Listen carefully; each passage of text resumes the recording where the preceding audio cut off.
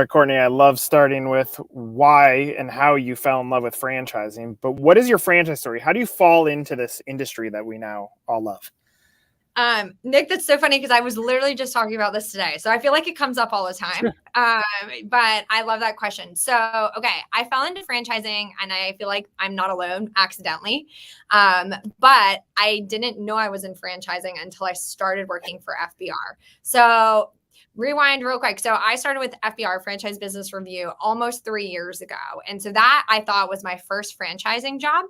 But I actually was in hospitality before this for about 10 years. So I used to work for Marriott, Hilton, Sheraton, you name it. Well, the first role I had was actually a Hilton in North Carolina. And I realized it was a franchised property. So back in college, I was working in franchising and I had no idea. But yeah, that's originally my first story of how I fell into it. And then I actually just found Michelle Rowan and Eric over at Franchise Business Review and started with them about 3 years ago. And haven't looked back. I love it. All right, so Yeah. I want to unpack the "oops, I was in franchising" statement, because I do think this is one of the bigger issues of franchising. Is if you were to still today ask the general public of what is franchising, they might say McDonald's, but they don't know what that means. And so here you were actually working at a franchise location, but didn't understand the difference. Do you see that as something that is improving, or is what it is? Like, people just don't understand the beauty of what franchising can and is. Yeah, that's a great question. And I think it's improving slightly because we also are getting better about educating younger people about it. And so if you are not born into franchising, right? So you're not born into a family of franchising, you may be like me and you have no idea what franchising was. So I'm from the middle of nowhere, upstate New Hampshire, right? So we have probably one McDonald's. So that's like the only franchise up there. But other than that, I had no idea. And then you go to college and you take some of these business courses. I was in hospitality management, of course, but I still didn't really have an idea, again, of what franchise was because I was working at one and still had no idea. Now we have such resources as younger individuals as well, whether it is the Titus Center down in Florida or these organizations that are helping young people kind of bridge that gap and being like, franchising is a great avenue to get into. And it doesn't just mean like it's an umbrella. You can do marketing in franchising. You can do sales. You can do digital marketing, anything like that. So I think that has become a lot better and kind of bridging that gap too and letting people be educated around it. So I think it definitely helps with the younger generation too and coming up and continuing that education piece. But yeah. All right, shift it over to the business that you work in, because I want you to explain what it is, and then we can start unpacking how it's actually impacting to tell that story. Sure. Yeah. So FBR, Franchise Business Review, my heart and soul these days. But we have been around for about 18 years. And so in those 18 years, we've assisted over 1,200 different franchise brands. And so when I say assisted, what I mean is we are working with franchisors to gather actual insights from their franchisees. So we're known for our survey work, right? So we do a confidential survey to help gather actual insights, data. How are the franchisees feeling about the brand? But then, as you're showing right now, too, Nick, we go a step further and we also award these franchisors that are doing it right. So if they score highly on that survey work, they're in the running for our top franchise awards. And one of my favorite things about this is it is not a pay to play plan, right? So we're very much based on honesty and integrity here at FBR. And so all of those brands that you see that work with us are on there because their franchisees are feeling good, feeling great about being with that brand. So it's pretty nice to be like, hey, I earned this award because my franchisees are happy with us, that we have a strong growth model. Our training and support is amazing. We provide the best promotional marketing opportunities. So it's all right there in the sauce. But I mean, the data and the analytics that you get from your franchisees it's so important for moving a company forward. And I think so many brands are starting to see that now too, year over year, how important that really could be. All right, a lot that I want to unpack from that. So statement one is, I agree with you that you do help franchisors, but where I see you as such a huge asset is because the way that you're talking with franchisees, engaging their happiness with the franchisor, above the franchisor, you're helping franchisees. And in my opinion, the franchise industry's job is to protect the Z more than the ZOR. And here's why. Because in most cases, someone's going to invest their life savings into a business they have little to no control over. And so that's a really risky thing. And it's a scary thing for franchisees. And I think you guys do a tremendous job of, because of the way that you're digging through this data, it's actually the number that you should say is we've helped thousands of franchisees buy a franchise responsible by giving them the tools to understand like the diligence, the collective diligence behind that business. Because I think it's so critical. And the other thing you said that I think is really important is just the integrity and transparency that you're taking in this process, which I will break into why I think that's missing in a second from the industry. But when I say that, does that resonate? Like, does that stick that you're actually helping the franchise buyer? 100%, 100%. And I think that's why we're here today, right? And FBR is here today, is because we want the franchisees to have a voice, right? As a franchisee, your feedback is so critical to the long-term success of your franchise system, right? And so giving that to the franchisor in a way of being a third party, right? So somebody that's not biased, but coming in and delivering that and giving them a voice and letting the franchisor know, right, what is going on in the ins and outs of each location? How can we help move this forward? Because no one can speak to the strengths and the challenges within the brands better than those franchisees. And so that's why leadership teams decide to work with us, because of that, right? It's that sense of transparency, what's going on behind the curtain, right, in the background and all of that. But yeah, absolutely, Nick, I completely agree. Yeah, and that's where like your rankings end up. It's not like you're ranking every franchisor that exists. Like you still have to be a franchisor that has gone through the process and said, talk with my franchisees, which is somewhat a vulnerable move by the franchisor anyway, because it's going to be like whatever the franchisees say is what you're going to report. So to the franchise buyer, but from a starting point, just having access to that information from a listing standpoint, because a lot of franchise buyers start off with, I have a little bit of money, I'm interested in franchising, I don't know what to buy, which we'll get into the broker side in a second. But just having that database, I think, is such a critical thing that you guys actually probably you deserve more exposure for that, because of the tool that it could give to the franchise buyer. Yeah. Well, and it is. It's giving them all the information that we have and to make them or have them have a sound decision, right? And really being like, all right, this is how much money I can make, but are people actually happy, right? What does the training and support look like? Am I just going to be left alone? Like, I really want to know those things because, like you said, Nick, they're putting their, could be putting their life savings on the line. And so that's not something that's little. And it is really important. And that's where we try and bridge that gap of that transparency piece. Yeah, right. I think it's super critical. I also think, and I think this is an educational thing. When I see franchisors, even clients of ours that have used FBR, they might put the stamp or the ranking or an icon on their website, but that's typically where it stops. And I'm like, but this is such a critical element to the way that you're going to grow your business if you actually use it as a tool. Is that something that frustrates you, that franchisors, like maybe it's just too hard for them to understand, but they don't use this as at the level of tool that they should? Mm-hmm. Yeah. So yes and no. So I obviously at the end of the day, you're going to do what you're going to do with the award that we give to you. But I think it does get frustrating when it does stop at the award. Because to me, I'm a data person and I love it. And especially because that speaks volumes. If you're giving me actual data, numbers, and like benchmarking information. So people, franchisors, franchisees, they'll come to us to do the survey work because they're like, I need to know where I stand. So I'm not doing it internally. I'm not doing a survey monkey because I need to know what does the rest of the benchmarks look like for the industry. So because we work with so many brands, they can be like, this is our score in training and support, but this is the industry standard.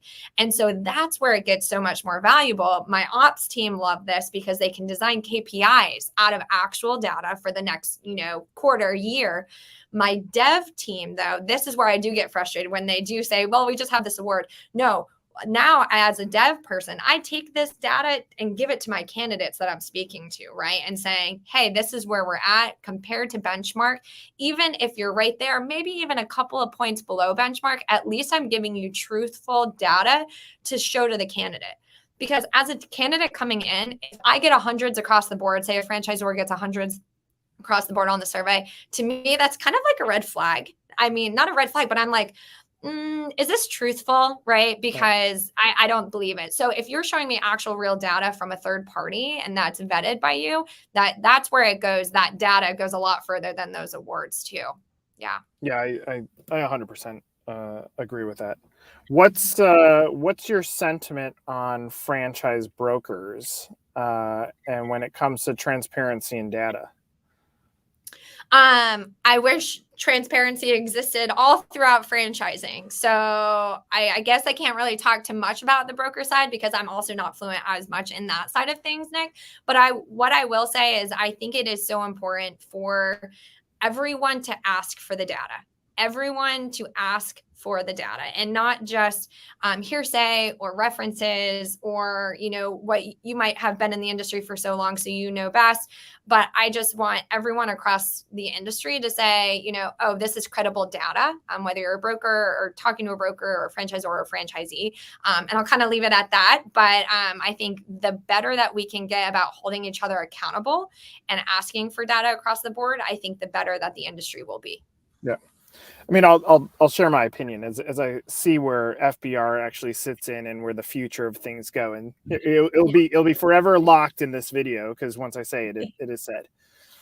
At some point, there was a shift in the way that we bought and sold homes, where it was no longer, hey, real estate agent, give me a list. It was that I went on Zillow or Redfin at night and said, hey, real estate agent, these are the ones that I want. And I don't think we're there yet with the broker community. Most of the buyers come in and say, I don't know what to buy. And they go and say, here are the houses that are available to buy. Now, Right. the reality is in old real estate, the only houses that the agent would show you are the ones that they're going to get the highest amount of commissions on. That's how it worked. But Right. they were very transparent with commissions. That is something that also hasn't hit brokers. We're not as transparent of how the fee structures, how we get paid out of this. But then the shift happened because all of the inventory went online, and then the buyer could go on Redfin and say, I know you don't represent this as a part of Compass or at Properties, but this is the house I would like to see. And so the agent would then work with the seller's agent to go coordinate that thing. I think FBR of the future is going to be that entry point where a candidate can actually come in here from a data standpoint, say, this is the house that I want to buy, go to the broker and say, this is where I want to start. Now that might not be where it ends because it might not be in the inventory and commissions may have not been evened out. But I see that as the future of where FBR will be an important part of that model. Absolutely. And I think, and it doesn't just stop at brokers, but any other supplier in the industry as well. So we do work with other suppliers too. And whether they are on the development side, whether they are on the PR side, but we play with everyone. And it really is bringing that sense of transparency, what fits best, for their brands, whether they already work with them or whether they're vetting them to work with them in the long run. But using our data, like our logistics, our resources are online for a reason, right? That data that we give back to the franchisors, we do that for a reason. We want them to use those as internal documents to make their brand stronger. But if it can also progress their brand in the right way, give that to a supplier friend and be like, hey, let's find a candidate that matches these standards. So it definitely, how we utilize that too can help everyone. So absolutely. Yeah. I agree. I think you brought up another important point that I want to call out. And you said, look, the smart franchisors are listening to the data and the operations team is saying, okay, this is where our holes are and let's start fixing it. Do you see this transitioning? I mean, the buzz operating model for franchise brands right now is Traction. We use Traction in our organization too. But do you see your findings working well into Traction? And are you starting to hear franchisors talking about we've made a rock out of the findings from FBR? Yes. I'm so glad you asked this question. I was not even prepared for it, but now I'm so excited because I actually just got off a call with one of our clients that has been on the awards list in the past. And so they surveyed with us about 18 months ago. And so one of their lower scoring areas was effective technology, right? They got hit hard in COVID and they couldn't keep up with some of the technology platforms that their franchisees were using. So they had a very low score on that from their franchisees. They buckled down. They hired two tech manager and one tech director. They installed a new app, did a whole manual around it with the operations team to make sure that it was a great deployment, everything worked smoothly. And then they surveyed with us directly afterwards. So, well, they probably let it settle in for a couple of months, surveyed with it afterwards. That one effective technology question bumped up 20 points. I'm not even kidding, but I looked at this and I was like, I got goosebumps, Nick, because I was just like, so you're telling me that you saw this lowest rating area, you made actual changes, and then we came back and surveyed and it literally 20 points. Like that doesn't happen. awesome. On our survey, it usually 5 to 10 points. We're like, oh my gosh, but 20 points. Yeah, I was sitting here and I was like, heck yeah. I was so excited. Speaking of that, I mean, and I understand you said we have a client, so you don't call the client by name. How much of this is building a network internally so that the franchisors are learning? Because that's a best practice.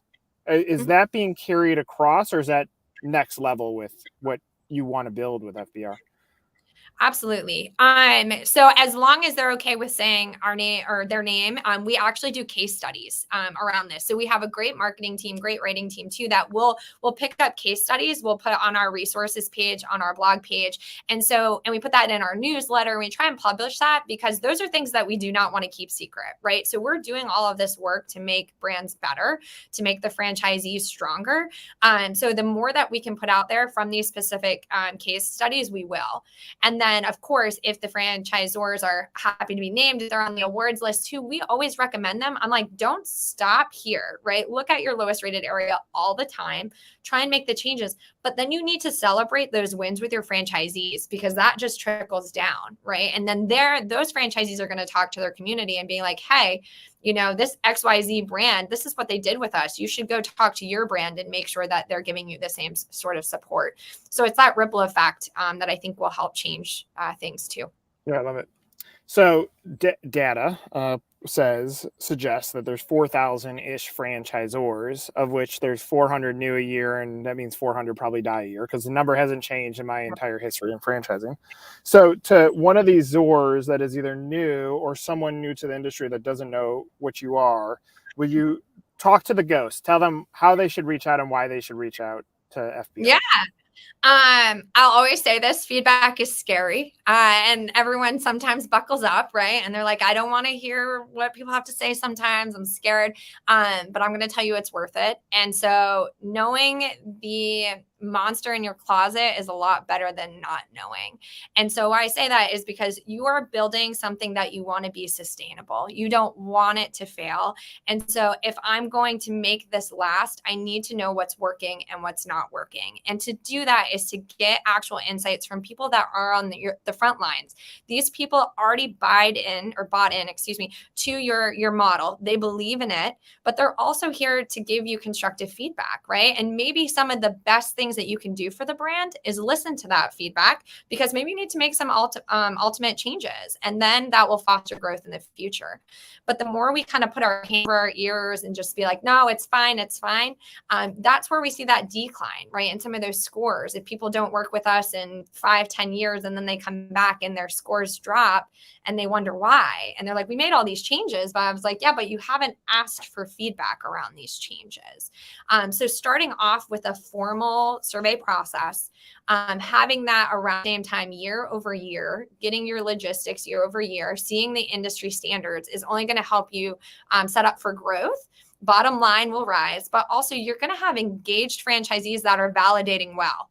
If they're recommending the brand, that's helping sell more units, right? If they're all in, you got cheerleaders, champions that are going to help. On the other end, if you don't, then you're going to see that kind of tank, and we don't want that. So last thing, because you said this in some of your words, I want to make sure that anybody that's watching hears this. Is there a limit or an entry point where you want the franchisor? Like, do they have to have X number of locations for this to matter? Is there a minimum? Yeah. So we start working with franchisors once they have 10 open and operating franchisees. That's when we see it starts off with that formal process. We like to have them open and operating for at least 4 to 6 months, where we're able to go ahead and get traction with the surveys. But yeah, that's our starting point. Yeah. I mean, I would say if you have fewer than 10 locations, put this on a marker that you need to put in place when you hit there. But if you have fewer than, like, the data, if you start digging through your guys' website, I think you could learn some things that you put in place on those first 10 that might Yeah. give you the best path for when you cross over that, so that your franchisees are actually designed to be successful. Yeah, 100%. Well, and we have like I said, the resources and blogs, like you were saying too, Nick, all on there, and like even around FACs. But I was talking to the group over at Fay Gray in Minneapolis, and even if you're not big enough to have an FAC, have like a task force of 1 to 2 people on it, right? So like you're starting to build that way. So as long as that's still, and you're doing internally feedback, like it'll work out, so you can continue that growth. But yeah, there's always different ways you can capture that. Well, Courtney, this was great. Thanks for the conversation. Thanks for sharing your personal story. Hopefully, the next Courtney that goes and works at a franchise will actually know what it is. We'll make I hope progress so. on that. We'll make progress always. All right. For Courtney, I'm Nick. This is another episode of Meet the Supplier. Take care, everybody. See ya.